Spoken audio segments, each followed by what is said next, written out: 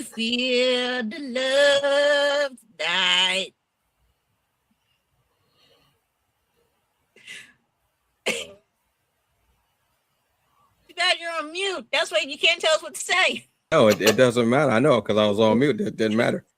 I was actually saying I don't know how to even like get past that one. I should just hit the opening right now. That was just crazy. Folks, welcome. Yes, we're coming to you on a Thursday. We had some technical difficulties and some other stuff was going on. It's cool. We're here now. We're alive. Look, the day is fast approaching. All right, and we're gonna have fun. We're gonna talk about some of our favorite romantic linkings and bondings and relationships all across geek culture. All right, so Jabba, are you ready? Yeah. Okay. At first, I thought something was wrong with your mic. I was like, I hope she's not speaking. I really hope she's not speaking. Hope she's not. Robert, are you ready? There you go. That's what I'm talking about. Folks, let's have some fun and let's discuss VD.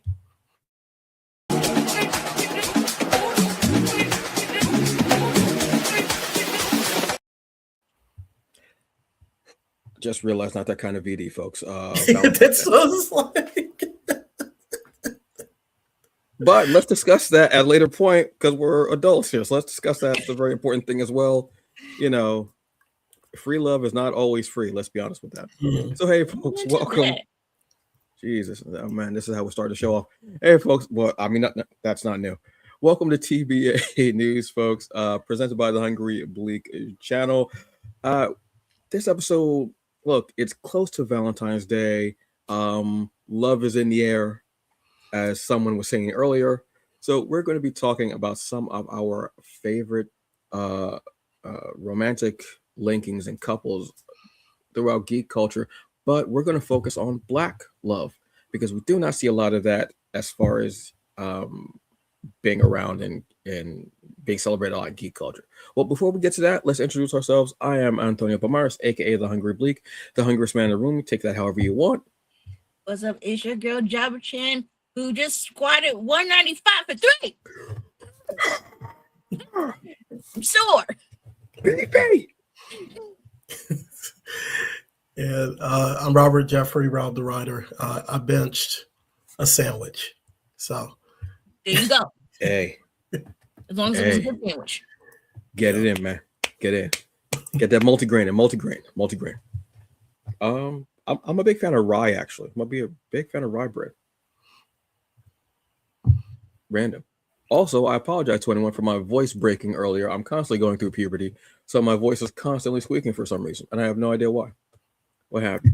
So this episode came to me because I was like, you know what? I know that there's a new Wuthering Heights movie coming out, and I was like, you know what? Okay, yeah. And I was like, you know what? How many times have we had that story? And I was thinking about we don't get a lot of reoccurring Black love stories in geek culture, geek media, mainstream media, what have you. So I said, you know what? I want to talk about that with two of the best co-hosts in all of streaming entertainment. Yeah. Talking to you, E Television. Talking to you, Extra. Talking to you, whatever other shows are out there. So, who are some of your favorite Black love stories? Jabba, I'm gonna start with you because I know you got one. Me? Yes, you. I mean, like you said, they're far and few. But I mean, if I had to throw one in, okay, it might not be fully Black, but like, you know, she's kind of there. I would say it'd have to be Green Lantern and Hawkgirl. I'm talking about Jon Stewart. Is your hair? Because like I just love those two together from Justice League. And like, so even though she's not Black, okay, she still got a little bit of color in her in more ways than one. But I'm just saying. But either way, I mean, think about it. They came out. They literally introduced her as an enemy of the planet, and then they came and formed the relationship, and they were all love and went on like their whatever future joint Flashpoint 7 kid later on. So it's like, I like them together. No, they do. I think it was like the Batman Beyond Justice League combo when they went to the future and something happened. Somebody messed up with something. Yes, that was Wait, was that the I don't think that was a Flashpoint thing, was it? That was just them seeing the future, or was it? It was like one of those things where I'm gonna say Barry scripted timeline once again, or something happened where. It's I mean, you're not wrong, but damn, you're gonna throw him up under the bus like that? Yes. I mean, really? Because that was when they had Batman Beyond Static Shock, but Static Shock was older. Yeah, with the dreads. Yeah. Yeah. And you had them. I want to say, I think that was just a feature episode that they did. Or wait, did somebody get thrown? No, wait, did Barry get? You know what? You're right though. Barry do be messing up. Yeah. You know, yeah. You're right. You're right. Yeah, they are. I absolutely love them as a couple, depending on which Shire you're talking about too, because some Shires are black, depending on who use the series. But I know which one you talk about. Yeah, that's. See, now I got to go back and rewatch the series. Darn, I got to go back and rewatch A Great Thing. Darn, go back and see it. I know. Oh, for like the 10th time. Oh no. What about you, Robert? For me, I'm gonna always start off with Trek. So, and coming on the heels of spoiler, the most recent episode of Starfleet Academy, my choice is Captain Benjamin Sisko and Captain Cassidy Yates Sisko. They damn it, Robert. in a far away land, in a far flung future. When we were growing up, we didn't get a chance we saw plenty of like black love on comedies and dramas and so forth. But when it came to sci-fi and fantasy, we didn't have a lot of pairings of black folks, right? And so I think that Sisko and Yates is probably the first black love in sci-fi that I'd seen on TV. And the relationship, as with any relationship, had their ups and downs, but towards the end of that series, they got married. They went through plenty of like sci-fi adventures and ish together, and they just worked, really, really, really well. And for me, it was just a beautiful thing seeing two black folks who were captains of their own ship. I think Cassidy Yates, she was a freighter captain, and Sisko eventually became the captain of the Defiant and Deep Space Nine. But I felt that those two actors did very well with bringing that relationship to life and showing that, once again in the future, like we were loving each other. So I and they had another kid, that Sisko unfortunately wasn't able to see, but that's my first choice. Always going to Trek it up. So I'll scratch that off my list for couples to bring up then on the show. Oh, I'm sorry. I'm sorry.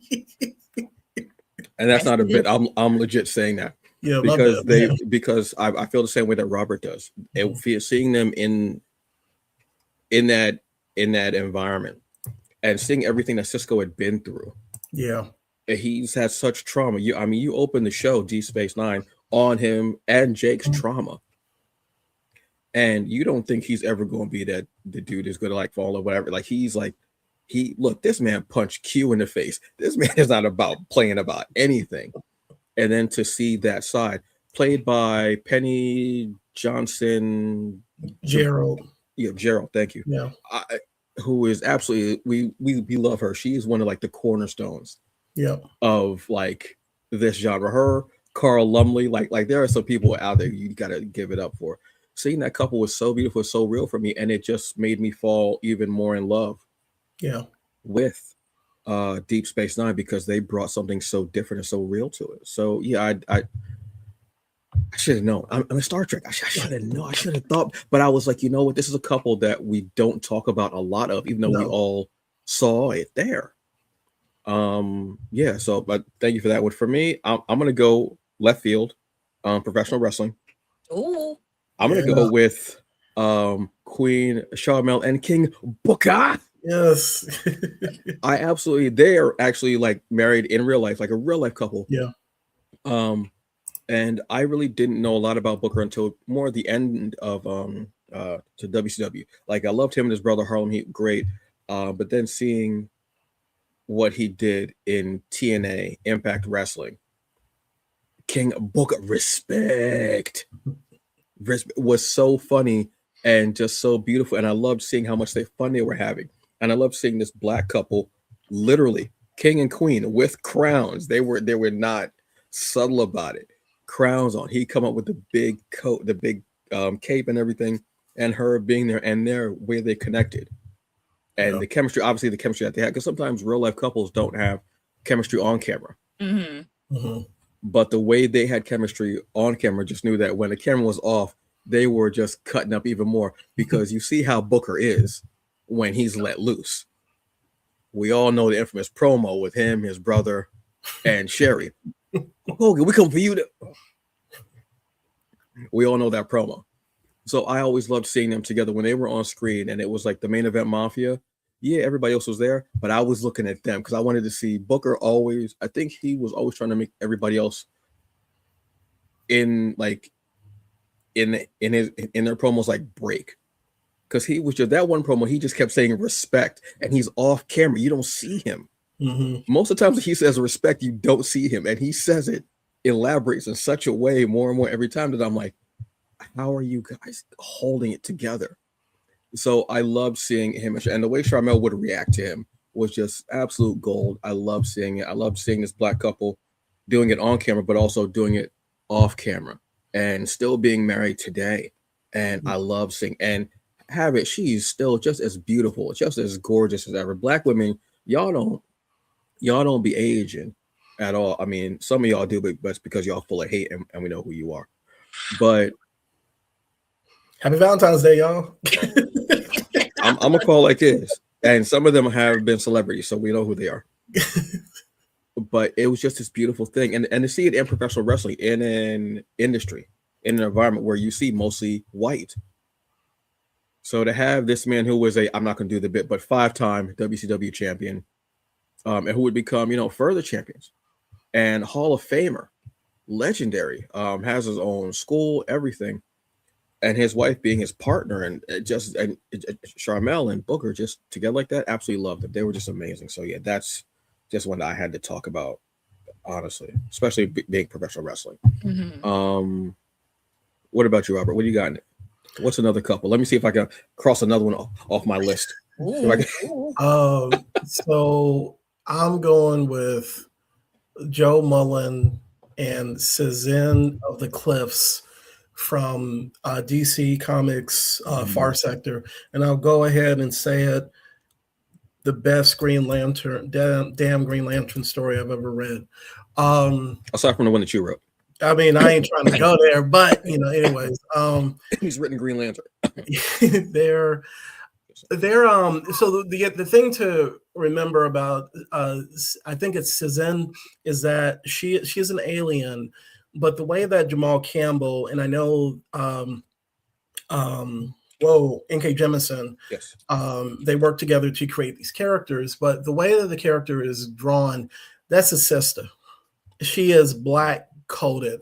And when I see her and Joe together, there's a little bit of a conflict there, because Cezanne is she's a police officer on this planet, and her investigation of this crime, or what's happening on this world, is coming in conflict with what Joe is doing on behalf of the Green Lantern Corps. So there's a little bit of conflict there, but not much to the point where you feel that these women don't love each other. There is a little bit of kind of a feeling of like an off and on, will they, not will they, won't they, but it's one, as with Cisco and Cassidy, they are going through some trials, and I'll just leave it at that.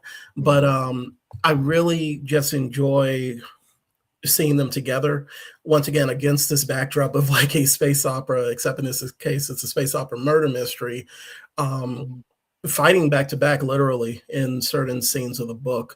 But just, Joe and Cezanne of the Cliffs, that's my that's my second choice, and I advise everybody to check that out, because we don't have a lot of, I think, same-sex queer relationships in Black sci-fi at least with DC. It's always say the indies are outpacing, the mainstream books, and but this is definitely a case where I think that DC, via the minds of N.K. Jemisin and Jamal Campbell, they got it right. So they're a pair that I love. Yeah, that is. I always love when black coded is kind of in there, when you can kind of tell. Yeah. And you like, there are certain features and things, or maybe certain nuances, ways, certain things that are said that you can feel and you go, yes, absolutely, yes. And that is, one of the, it's one of the most beautiful books as far as writing and art together. It's one of those beautiful books, stories possible. Absolutely. Jabba, what do you got? So this kind of love's a little bit different, especially because it's needed, especially during this time. Do you guys remember the movie Meteor Man? Yeah. This is why I love y'all. This is why ain't I love nobody bad like the Meteor Man. I'm gonna throw this out there because if you guys haven't watched Meteor Man, what are you doing? You need to watch it, okay? That was like my first introduction to at least a black superhero was Meteor Man. Yeah. I would say the reason why I'm throwing this in for a love aspect is because of the community. Because Meteor Man had a huge community, and it wasn't he had a love interest, from neighbors to aunties to cousins to the homeless man down the street with all of his dogs or whatever. It was all community, and everybody pitched in in their own type of way, and especially in this time, in this day and age, we kind of need that again, just to feel some type of peace and at ease. So Meteor Man is definitely one of those where you need to watch it to get a good feel good, especially for some comedic aspects of it, just to enjoy yourself. It's a good comfort movie. Yeah. Damn, I was thinking about Meteor Man the other day because someone said that Tyler Perry. No. They said Tyler Perry is what y'all. Wait, no. What is it? They said, they said y'all think Tyler Perry is what Robert Townsend is, and I was like, that's not it. That's not. And I understand what they were saying, and I was like, yeah, I understand what you're saying, and you're right. He's not what Robert Townsend. Robert Townsend did something so beautiful with that movie, where he brought everybody. He had everybody together. He had actors, musicians. He had people that you knew from just playing a million bit parts. Coming in there, and a superhero who wasn't some guy who was a mercenary, or he wasn't a boxer or a martial artist, whatever. He was a regular guy just trying to do it, and he was a hero even before he got the powers. Just because he was, every day he would get up and do it. He would do what he had to do and just be that dude. The powers just made him extra, and that was so big that they released, what was it, a mini series or what have you? I want to say through Marvel. I believe, oh wow! Okay. I believe so. There's a comic out there after the movie. Nice. I want to say it's Marvel for some reason. But no, that's a great pick, and I was thinking about it the other day, because I think Robert Townsend had an interview too, and I was like, yeah, Robert Townsend. Why are we not? I mean, honestly, this brother is, that was wow. And also to top it off, the man was a school teacher, so he was already a hero before he became a hero. Yeah, that's what I'm saying. It was the powers just made him extra. Yeah, that's it. They just made him, they just made him just that much more of a hero, where he could do things on a grander scale. Yeah, that one was one that was just, because we got Luther Vandross as a villain. I mean, who was putting Luther Vandross as a villain? What were they? Was a game called the Golden Lords? Yes. Yeah. We should do a watch of that and do a retrospective review. That just like one episode. Just do that. I'm gonna pencil that in. I'm penciling that in. Because it's a good. I'm re-looking at it, and some of the people are no longer here with us. So it's unfortunately, yeah. I honestly think that's what makes Luther Vandross's part stick with me so much. Because I'm like, you really cast one of your, you really cast that man as a villain. But you think about it and you're like, okay, yeah. Yeah, which I absolutely love. So yeah, that's You're damn, welcome. simpler times. Right? Damn. Yeah. I mean, that was With good effects. Because now I'm just like in the flashbacks, like especially when like that meteor hit him. It's like, okay, kind of traumatized a little bit. I'm like, there's rocks going through your body, and I'm like, did you die? Are you alive? What's happening? But so good. Wow. Mm-hmm. I'm gonna go with one that's a bit dark, but it sticks with you. It lingers with me. So you can only buy it on Al and Wanda. Oh good God. Al and Wanda from Spawn. Oh. That one always hits me because of how much he loved Wanda, where he was willing to make a deal with Malbolgia, with like that area of hell's like devil, and come back, and the deal was not what he thought it was going to be. Yeah. And then on top of that, Wanda ends up marrying and having a child with Terry, who was Al's best friend. And because what was Al couldn't have children. And so that was heartbreaking. He came back, I think it was like 10 years later, or maybe 5, something like that. Something like that. Came back 5 years later. Because what he does, he like his job before that, he didn't want to like risk having children or something like that. I thought it was a physical thing, like he was like he couldn't actually have children. I thought that was thought it was his job.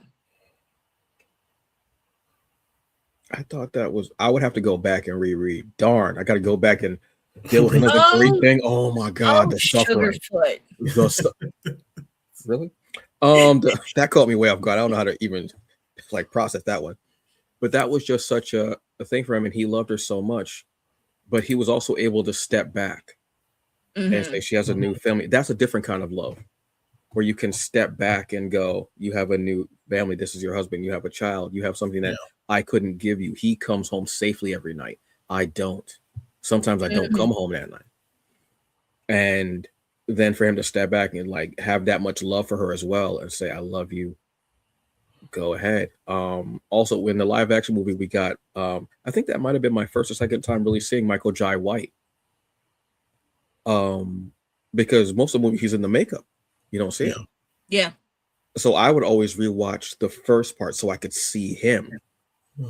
Because when people found out that he was black, because we didn't know in the first part, like we didn't know, like in the comic. Then when people found out, I was like, oh, she's black. And Todd McFarlane had this great thing where somebody asked him about something, and his answer was, sometimes these heroes are black. Sometimes people are black. I don't know what y'all want me to tell you. Which is funny. So to see that, and I think it was it Teresa Russell, I want to say, played Wanda? Yeah. God, Randall. And DB Sweeney played Terry, which is kind of odd casting because Terry's black. And I think they actually made DB Sweeney a little darker. I don't know if he tanned. I'm not accusing him of any like type of black facery, which is not a term, but I just made it up now. Yeah, DB Sweeney was Terry, and Teresa Randall was Wanda. Yeah, Randall. Yes, Randall. Sorry. I loved. So yeah, that was a different kind of love, a little twisted, but at the end, he understood and he was able to step back, which again was a different kind of love that I was like, wow, this is. I mean, I know it's a very weird story to find a love story in, but it starts from how much you, because his whole point is you send me back to Wanda. He's like, yeah, she's like, Wanda. Even as she's going down to hell, he's yelling Wanda. Like that's where his heart is. No matter the pain, the suffering, everything that you go through as you're going through hell, and he's yelling Wanda. That's his anchor. That's. I also love kind of twisted love stories in a way. Like there's one that I could talk about that isn't a black love story that I feel is one of the best comics out there, and you really don't hear about it very much. But anyway, Jabba, what's another love story?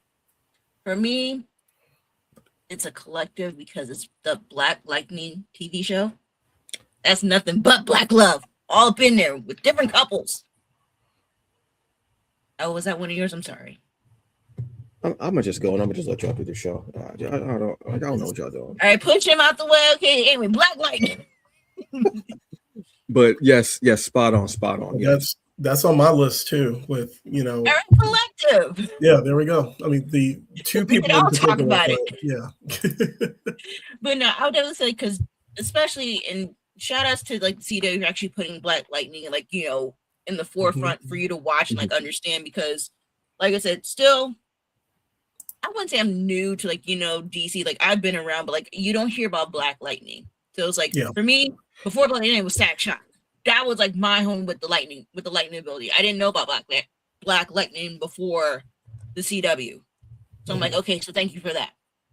So apologize for my blackness. Like, you know, I was ignorant. But no, I would definitely say Black Lightning overall, with everybody's relationships, from like, you know, siblings to like, you know, the parents to even the villains, like, you know, I give it all of that. Yeah. That's a great, I mean, that was the one I said, because it's a very layered story in that. So like if we're talking about the series itself, it's so very layered. And how, what was it in the TV series, they were divorced? They were divorced, yeah. And then they got back together. So that even shows separated. Is it separated? Yeah. Well, I know that they weren't together. Yeah, they weren't together in the beginning, but I feel like they were just separated. Okay. But you could still feel that simmering love and that respect and that admiration. And as they were co-parenting as well, because they have Anissa and Jennifer. But you can still see that love still there. Not just them trying to be friends, but actual love and worrying about each other. And, you know, just, yeah, I mean, here's the thing. We both had that on our list because that love means something. It hits. It's real. So yes, I'm mad that both y'all took two things that were on my list. Yes. And I will get over with some counseling and some therapy. I will. It's fine. But that's what those stories do. They hit us. And that's beautiful. And I love that we all had the same idea for that. Black Lightning, yes. Absolutely, yes. What you got, Robert? So for me, I'm going to lean towards the horror side that you introduced with Spawn, and go with Letty and Atticus from Lovecraft Country. They're so, aside from, you know, the news about one particular actor, I think that when Black folks, I sound like I'm about to give a speech. When Black folks in the month of February, when I had a dream, no, when we watched this series, first of all, there's just like Black love all around. I'm actually, as an honorable mention, I cannot remember the uncle's name, but he and his wife, they were the older couple, and that was beautiful. Just there was Black love throughout this. But Letty and Atticus are in with the uncle, are going on this crazy journey, right?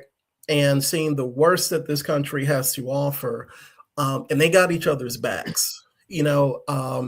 And the scenes between them were just, once again, another example of Black sci-fi and Black speculative fiction, but having one of our relationships at the center of this, because we don't get to see that much, and when it's done extremely well, you have no choice but to stand up and clap. So the scene, I love the scene where the three of them are at the diner, and Letty is just like checking out the fresh coat of paint, right?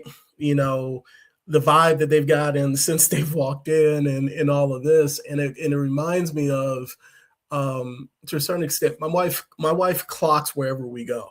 And that's kind of like what that reminded me of. But it's that sense of security that you have for that person that you love. And I really enjoyed that we got a chance to see that type of love against the backdrop of a horrible topic, you know, which is you know, this country's original sin, you know. So I was, but you know, I know that there definitely is, we could have a discussion all day about one of the actors, but for me, Letty and Atticus, for that period of 8 to 10 episodes. That was it. They were a power couple for me.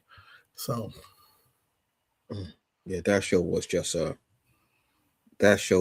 so much love and black love. And yeah, yeah, the aunt and uncle,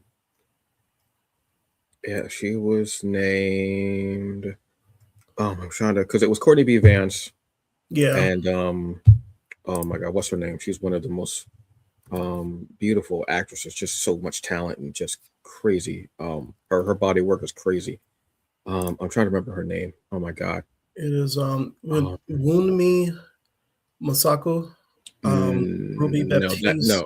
No, she played the sister. Oh, She played the sister that would transform into the white woman. That sounded crazy. If you haven't watched the show, that sounded like a crazy reference. But literally go watch the show and you'll see what I'm talking about.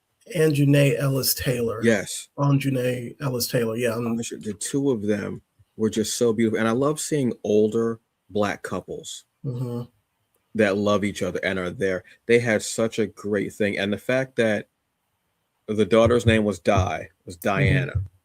And her mother, who was the aunt, was named, I think they said it differently, but it was Hippolyta. Yeah. But I think they said it differently on the show. Obviously, that's that goes back to Wonder Woman, Amazon's Diana and Hippolyta. So basically, they were saying that she was the queen.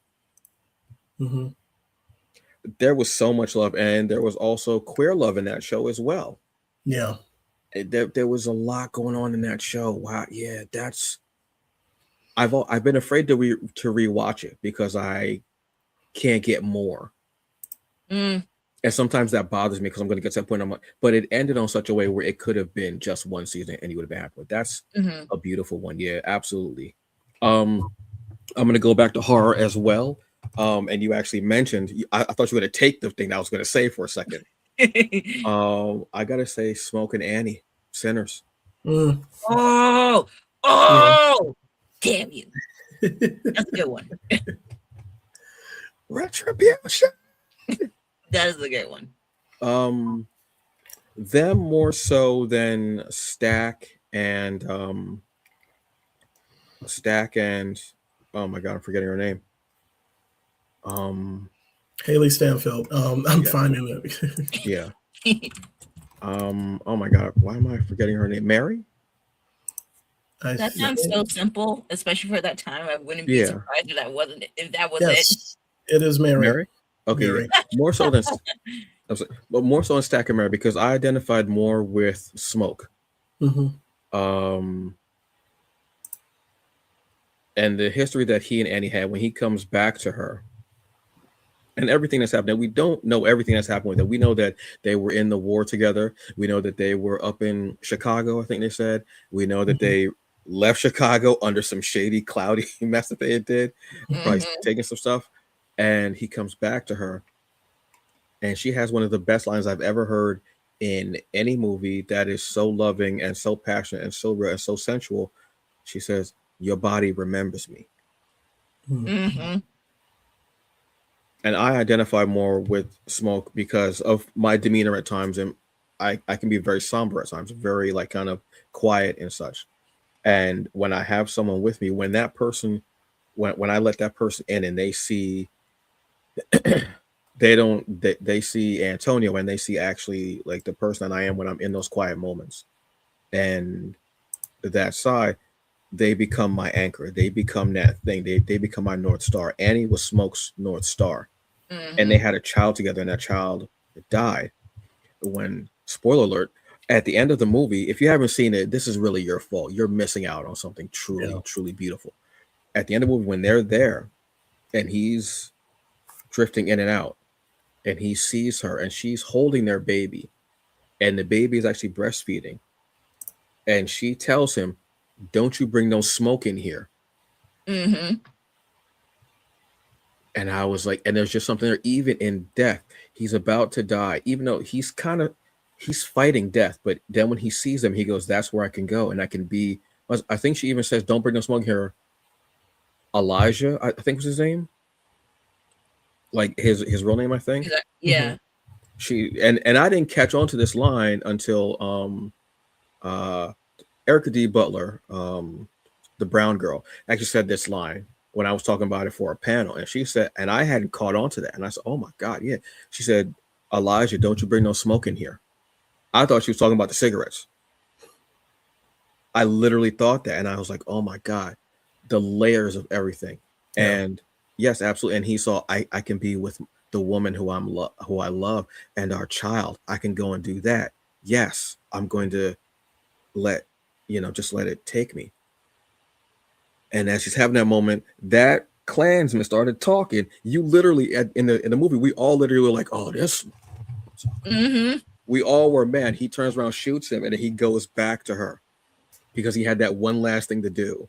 And I thought that was such a beautiful story. And I identify more with him because of that harder side that I have, and letting someone in and that person becoming my focus. And also because one me was just a beautiful, dark-skinned, full-bodied Black woman, which we do not see as being these strong leads or these love interests for the leads. We don't see that a lot. So seeing that was so beautiful and so amazing, and was so like, yes, yes, yes, yes. Can we see more women who are not just, and this is not body shaming anyone. If you are, petite, you size 0, you 5'2", and everything, great, cool, what have you. But give me some sisters that are, and I'm not just talking about 5. I'm saying give me a sister who's like 6 foot. She's like, she's like, You want just an Amazon woman. just thick.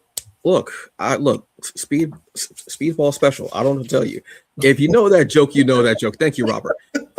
My jokes are so niche sometimes, and I don't care. I don't care. Robert totally gets that joke, and I knew that he would. Thank you. And I don't care. I'm also strong for my size, so I can lift. It's not a problem. Like I'll really. But I love seeing that of just her, and she was beautiful and sensual, and she was strong and spiritual, and you felt it. So yeah, that's mine. I mean, Smoke and Annie were just that one. I gotta go rewatch that too. Oh darn. I gotta go watch this modern day Black classic. Oh, the heavens. I know that Jabba was watching it for the plot because the plot was thickening. Double the plot. I can't stand. I hate you on a level that is so dastardly. Robert, who do you have as another couple that I can't stand? Jabba. I swear to God. Since we were on the periphery of the X universe, I'm gonna give a shout out to Sync and Monet St. Croix, her enemies, her friends, known her as M. Back in the 90s, the old days, I got a mail subscription to Generation X, the comic book. And strangely enough, I got that subscription because I saw the Generation X TV movie, and that it got me interested in the comic book. But the movie is bad. It's bad in a fun way. But that was Marvel. They did their job. They got me interested enough, and I became obsessed. It still ranks as one of my favorite X-Men series.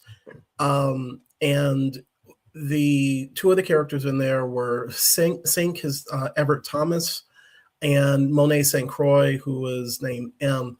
And at a certain point in the story, it didn't happen initially.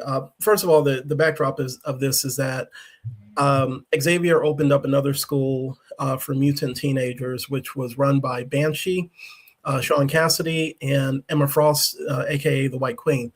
And Sync and M were a part of the original roster of students / heroes who went to the school. So they were there for a while, but also I think people are more familiar with them after the age of Krakoa, the Krakoan age, where both characters are grown now. They're not teenagers, and they stay kicking butt, especially M. I see that M has a huge following amongst the X fans, but like they go back to Generation X. But when they did get together, it was cool because like Everett was a kind of a Cyclops Boy Scout type, at least the idea of what we thought Scott was back in the day, and M was haughty. she was stuck up, but that's how people saw her. But M was perfect, and she had no problem telling you that she was. She was that type of character. She probably skewed more vibe wise to like the White Queen in terms of her confidence, but to have a character of color, a black, a woman of color, knowing that she's the ish was great. So when they pair it up, you thought that like these are definitely opposites, but opposites attract. So that it was a beautiful relationship for. I don't know if it was a short time, but I remember being happy seeing them paired up together because they just complemented each other very well. And spoiler, there's a famous piece of art of, at least in the X universe, of Monet holding Sync's body when he is killed. Mm-hmm. And she is crying, and it is heartbreaking. And I hated it. I hated Warren Ellis for a while for killing off this beautiful black boy. But to see the two of them, her holding him, from this moment of them kissing way back when before, and then to the moment where she's holding him as he dies, was pretty emotional. So to see that they are now back in the Krakoan age is an awesome thing, especially when some of the members of that original team have not come back. But yeah, definitely, if you're a Generation X fan, definitely worth checking out, their relationship and also where they are currently now as adults. But yeah, M is one of those people that I hope that they bring into the live action Marvel MCU. She's amazing. So yeah, I remember. I love the fact that the movie got you into the comic. Yeah. Because I was reading the comic and then the movie came out. I still watched the movie. That's how much I liked it and how much I wanted, because we weren't getting X-Men. This was the closest that we were getting to X-Men at that time. So I popped my VHS in, recorded it, hit pause whenever commercials would come up, so I can get that, so I can get my streaming experience. Yeah, exactly. And then so I had to be on it, like, yeah. And I watched it over and over again, and I had a definite link to that because I loved it. It was so good seeing Cassidy live action. Was cool to me, with the Sonic. Fiona Hughes, who is a soap opera actress. Robert already knows that's a link for me. Between All My Children and General Hospital. So that was just cool. And seeing this younger group of it and how they changed some of the powers. I was like, oh, that's not how their powers work. Seeing certain characters not put in, but you understand because special effects, if they put one character in there, that's the whole budget. There's only one character in that whole movie, and it's going to be about 5 minutes. So yeah, that was a cool one. And they were this beautiful because we weren't getting couples like that at that point. No, especially not being written by Black people anyway. But we weren't getting couples like that. So when that happened and it was short-lived, it was a dagger to our hearts. It was. See, and the fact that he never came back for all this time until Krakoa. Yeah, and he was similar to the character of oh my God, Darwin. Sync could mimic and sync abilities with whoever he was fighting, whoever was in the vicinity, and he was learning to control it where it would just become something where he could keep their abilities and their whatever was their attributes, even after the person wasn't in his vicinity. Was great. Yeah, that's one of the reasons why I want to actually read everything in Krakoa, because I know there's a very important story with Sync Everett that has to do with another character. And when I heard it, I was like, that's heartbreaking. Oh my God, that's horrible. But yes, that's a phenomenal deep cut throwback with that one. Damn, I need to watch that movie. I mean, yes and no, but I need to watch that movie. I'll be honest with you. Jabba, who you got? Okay, technically it's a group. I'm going back with another deep cut. The names are as followed. We got Robin, Gloria, Savannah, Bernadine. If you don't know these ladies, you gotta wait to exhale. I was about to say, okay. Yes. I mean, another classic where there's love within relationships within these four women, but there's also a relationship within themselves. And it's so heartfelt because it gives like that sense of sisterhood without them having to be actual sisters. And you don't find that a lot, especially for one where it's not like a quote unquote rom-com type of movie, or there's like, a horror thing where like they have to bind. It's just literally just a romance between couples amongst the ladies, and then within themselves and all their families. So it's like Waiting to Exhale, and also a bomb ass soundtrack. Just saying. Mm-hmm. My mom wore that out. Huh? My mom wore that soundtrack. Yeah. Every Saturday morning. I grew to hate that soundtrack. It's like, Lord, please. But also, he was like, "Oh," I was like, "No," but it's a really good soundtrack. Yes, and also it gives us women, or anybody for that. I'm not even gonna stereotype it. If you piss off anybody, just take their stuff and just light it on fire, and then just smoke out a cigarette. We don't advocate that here. On the show, just want to let people know. Angela Bassett can get away with it because the walk away was so dastardly. True. I'm not gonna lie. If she did it to myself and saw her walk away, I go, I understand. Yeah. I mean, Tiana Taylor did that in the SNL not too long ago. She did with a wagon, and that was funny. That's right. She did. Wow.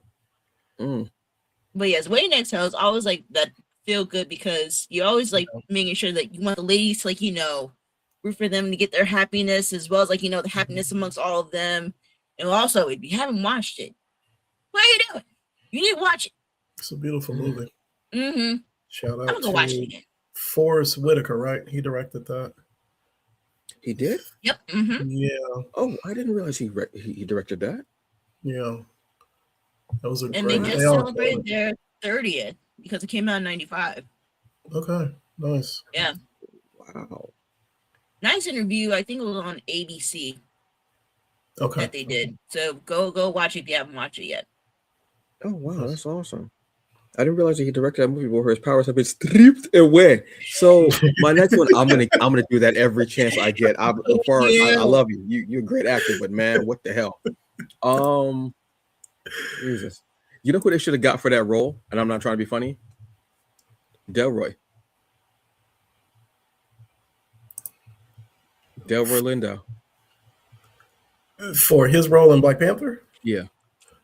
Just because of the stripped away part. I know it's such a small thing, but it took us out. We in the theater, we were looking at each other. We didn't know each other. We were looking at each other like, I'm done with you. Get out. Get out. I'm sorry. Out. My next one, actually my last one. This is going to be from a comic called Excellence. You all know I talk about it. Yes, I do. Whatever. Leave me alone. It's one of my favorites. Always going to be in my top 3 comics. The protagonist of the story, his name is Spencer Dales, and he is trying to break this system of the Aegis. I hope that's how it's pronounced. Aegis. Aegis. Aegis sounds better, correct? Yeah. Either way. Yeah. Okay. Which is this powerful organization of pretty much the talented 10th, honestly, families, and love between parents, but there's also this friction, which I feel is realistic in relationships and in such high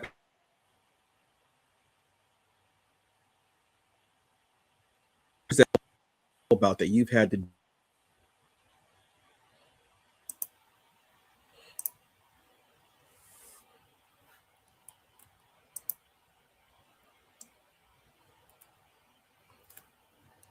You having technical difficulties?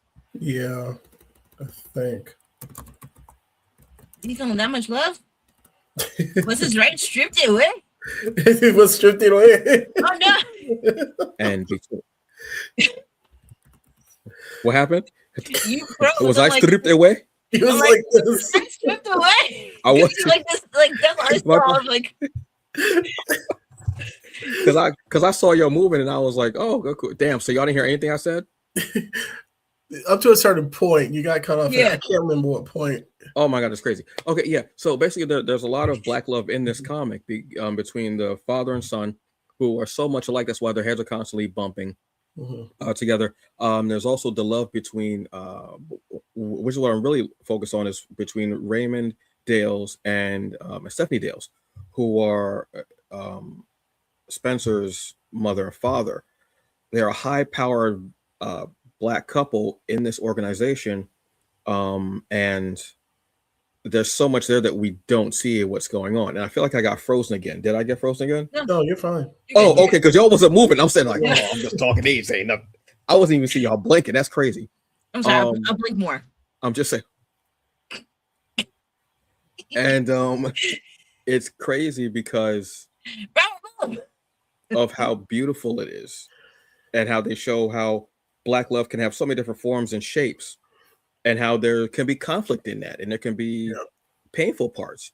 And that's one of the things that gets me in there. There's brotherly love in there. You see the love between like just everybody. There's just so much there. So yeah, that's one that just exemplifies it for me. Absolutely. What's your last one, Robert? So last one for me, I got a last minute substitution because I love this movie, and it is for the music geeks. Brown Sugar with Andre Romulus, Dre Ellis, and Sidney Sid Shaw. So my two top Black, let's say rom-com or love stories in terms of film, are always going to be Brown Sugar and Love Jones. And I know that's like the upper echelon, you know, that's just like, oh, those are easy picks. But for me, like Brown Sugar, it kind of, depending on the day, it outpaces Love Jones because of the love of hip hop, because of the love of hip hop music. And I think for me, like this movie came out when I was in college, and I was in my neo soul rap. You know, I wasn't, that, I was like Common, Kanye before he lost his damn mind. The Roots, Erykah Badu. I'm just everybody from that era, and this movie like captured that love for me, the love of hip hop or that genre of music and just rap.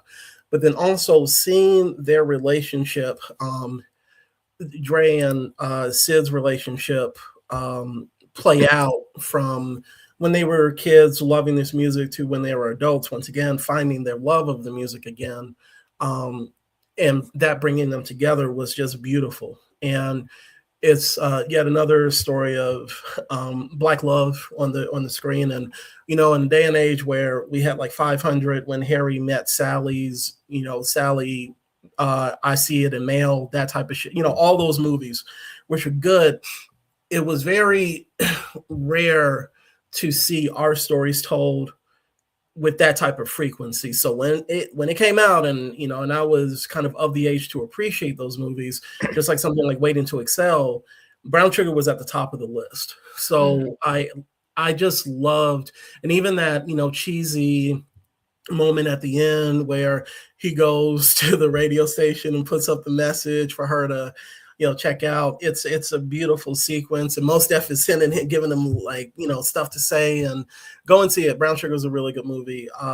That's the type of Black love that that has influenced me, as a person, as a Black man, but then also even in writing, I try to, when I have Black couples, that's the type of Black love that I love to show. Fun, complicated at times, but just freaking there, but yeah, Brown Sugar is the late minute addition to the roster. So that's not a bad choice at all. That's one of the best. Yeah. Whenever, that's one of the two movies, actually one of three movies that if it's on, no matter what part it's on, I'll watch it. Yep. Yeah. That, Blade, and Rent. I need to see Rent. Of the trio. I need to see Rent. Yeah. I have the last 2 weeks I've been singing the soundtrack to that.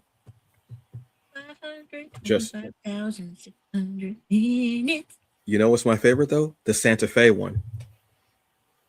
The Santa Fe when they're in the subway. I love that song because Jesse L. Martin is singing. I'm like, oh my God, yes. I absolutely love that. That's awesome. Jabba, what's your last one?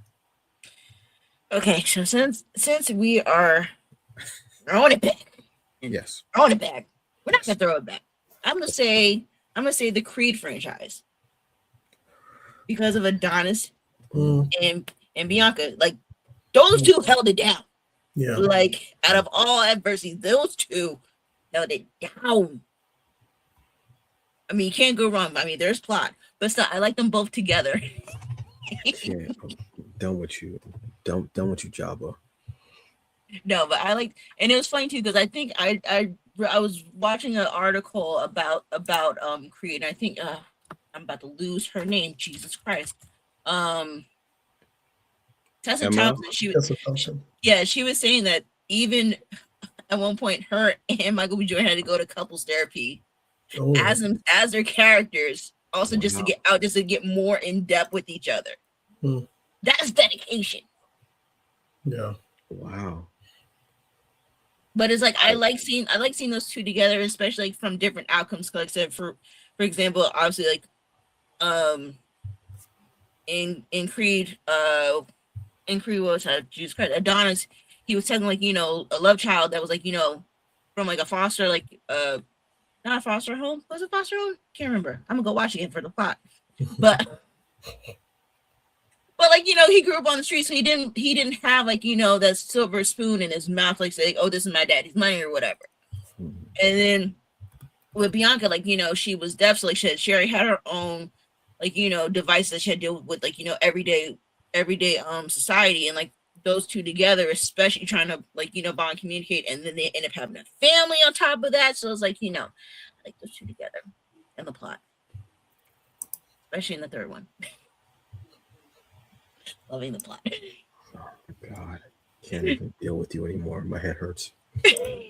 No, but that's a great one because again, there's links in there between different types of love and unrequited love, like a father and son, like their love not being able to be gotten because he didn't know him at that point, and him getting to meet. Yeah, there's a lot. I mean, folks, look, we've given you so much plot. Tired of Jabba. We've given you we have like given him, yeah, like twice, right? Yeah, between Smokestack and Adonis. Yeah. Well, yeah. There are so many different stories that we need to truly celebrate even more. Whether you want to throw back to the heyday of like black rom-coms with Brown Sugar and Love Jones. Love and Basketball no longer is being thought of as a love story. And when I never saw it, but when I hear people describe it, I'm like, yeah, that doesn't sound like a love story. That doesn't sound like a love story at all. I think it's toxic. Yeah, that sounds. I'll play you for your heart. Why don't we just love each other now? Like why? Like I don't need to hoop it up with you. Blame the writing on that one. Okay, just blame the writing on that one. Let's be good together. Also, Sanaa Lathan just deserves better because she was the plot that I missed in that movie. There you go. Now,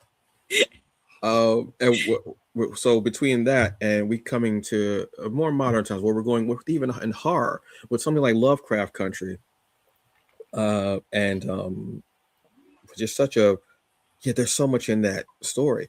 But going with a comic even with like Excellence, where you're seeing different levels of black love as well, not just romantic, but also it's just bonds between us. And there's a lot there that we do not sometimes celebrate and discuss because we are seeing the 1000th adaptation of Wuthering Heights. Not to dismay the story and the work and everything, what have you, but we need to celebrate our own stories. The stories that we've had, the stories that are here, and the stories that are to come, because there are a lot. And there were things that we weren't even able to discuss because there's so much out there that, sometimes it jumps out of our heads, but it's good to see that. And that's just some of what's there. So folks, please, you have the option, go and check out some of what we've talked about. And while you're checking it out, see what else is recommended for you, because eventually Skynet will tell you, well, if you love black love so much, here, check this out. Because Skynet is always watching. And probably your grandma. See? Yes. See? Stay on the chest. Yes. Say it with your chest. Say it, Skynet. So that's that. So please enjoy your VD and no, that's not it. Enjoy your Valentine's Day. I keep getting those two things mixed up. I apologize, folks. I'm so sorry. I remember when it was called VD. Anyway, so enjoy your Valentine's Day. Whether you are with someone or someone's, shout out to my poly people, or whether it's just you, just enjoying yourself. If you're doing arts and crafts with your children, and they're going to be giving their Valentines out in school, whatever it is, take the day, relax, and just love whatever you can love about yourself, about the personal persons you're with, about your family. Just enjoy it all. All right. We will see you next week. We will have our regularly scheduled episodes on Monday. It will be myself and Jabba with anime and gaming.